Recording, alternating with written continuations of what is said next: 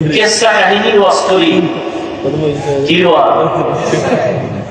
বলে না বলে না কে বলে যে বেনামাজি এই কথাগুলো কারা বলে? নামাজিরা ঠিক মত আসলে বলে না।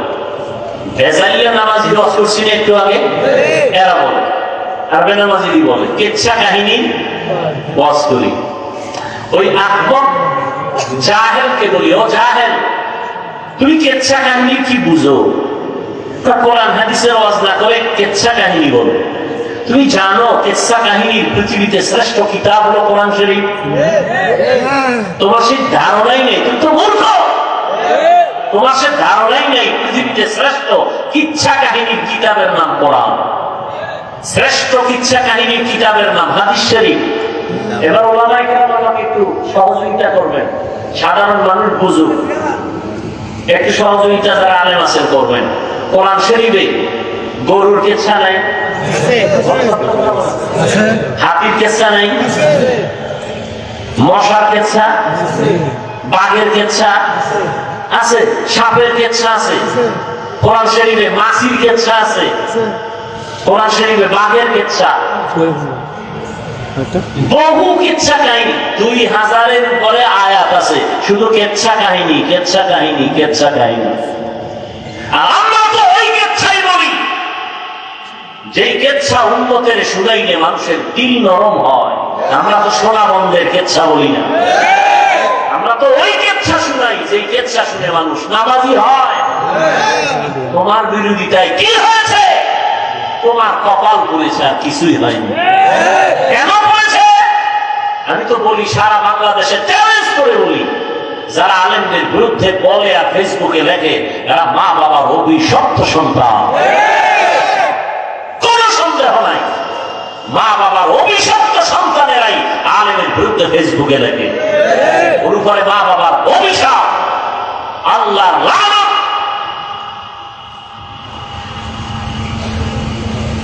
আল্লাহ হেদায়েত দান করুন। আমিন। কোরআন শরীফে কুকুরের ঘর কেসা নাই আছে? কি বলবো কন্ত? ওই জাহেলদেরকে কি বলা যায়? এরা মনে আমার কেচ্ছা কাহিনী রস করি। কি বুঝাতে চাও? জাতিকে কি বুঝাতে চাও? কি মেসেজ দিতে চাও? আমাকে একটা জবাব দিবেন। আপনারা বয়ান কিছু শুনবেন না রাগ আসতেছে দিলে? আমি যদি কোনো ভুল বলি দাঁড়ায় আমাকে একটু স্মরণ করাই দিবেন যে হাফিজ এটা ভুল হচ্ছে। আমাকে একটু জবাব দিবেন নিরপেক্ষ ভাবে, কোনো স্বার্থ নিয়ে না, কোনো পক্ষ নিয়ে না। সত্য কথাটা আপনি বলবেন, মানেন আর না মানেন বলবেন। আচ্ছা বলেন তো, আমার দেশে তাবলীগের দ্বারা ইসলাম ও মুসলমানের কি পরিমাণ ক্ষতি হয়েছে? সত্যটা বলেন। আপনি মানেন না মানেন, স্বীকার করেন ক্ষতি হয় নাই? সবাই একমত? আচ্ছা, 2, কওমি মাদ্রাসার দ্বারা আমার দেশের মুসলমানের ঈমান ও আমলের কি ক্ষতি হয়েছে? সত্য কথাটা বলেন। নাম্বার 3, আমার দেশে হক পীর আসেনি? আছে। এই আহলে হক পীর মাশায়েখের দ্বারা আমার দেশের মুসলমান ইসলামের কোনো ক্ষতি হয়েছে? বলেন।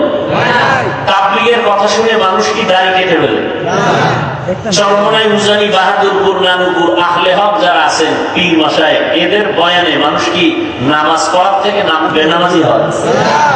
কওমি মাদ্রাসার কারণে এদেশের সন্তানরা সব গাঞ্জাখোর হয়, সন্ত্রাসী হয়।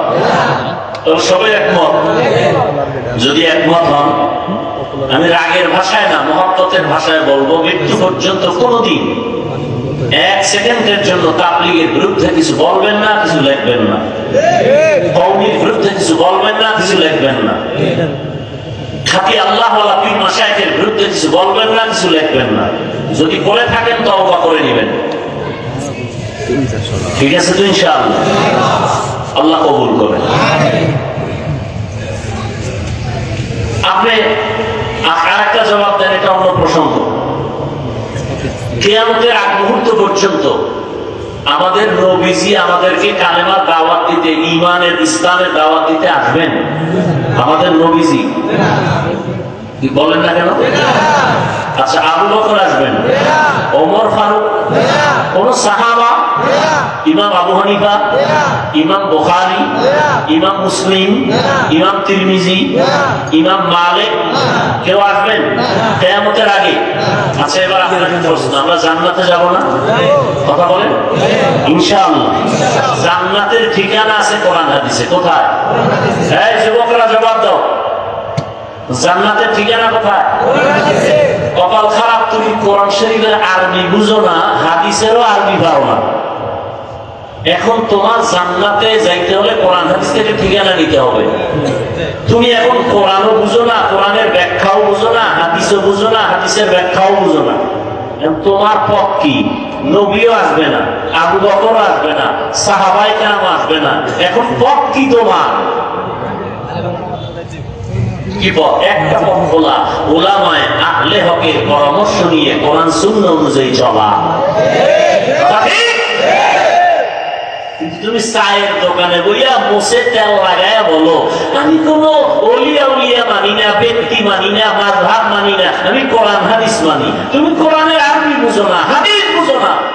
তুমি যদি বলো আমি কোন ব্যক্তি মানি না, আমি কোন মাযহাব মানি না, আমি কোন ওলিয়া উলিয়া মানি না, আমি কোরআন হাদিস মানি, তুমি কোরআন হাদিস মানা কি জিনিস তুমি বুঝোই না, বুঝোই না কোরআন হাদিস মানা কি জিনিস। আমি তো সারা বাংলাদেশে কসম খাইয়ে বলি, কসম খাইলে কথার গ্রান্টের আরো বাড়ে।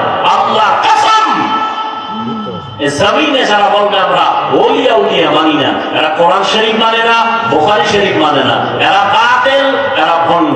এদের যারা ভণ্ড স্বীকার করে না তারাও ভণ্ড। কথা বুঝতে পারছি? যারা বলে ওলিয়া উলিয়া মানি না, এরা কোরআন শরীফও কোন বুখারী শরীফও মানে না, এরা হক না বাতিল। এদের যারা বাতিল বলে না তারাও বাতিল। আল্লাহ হেদায়েত দান করুন। তো বলতেছিলাম নুজহাতুল মাজালিসে একটা ঘটনা।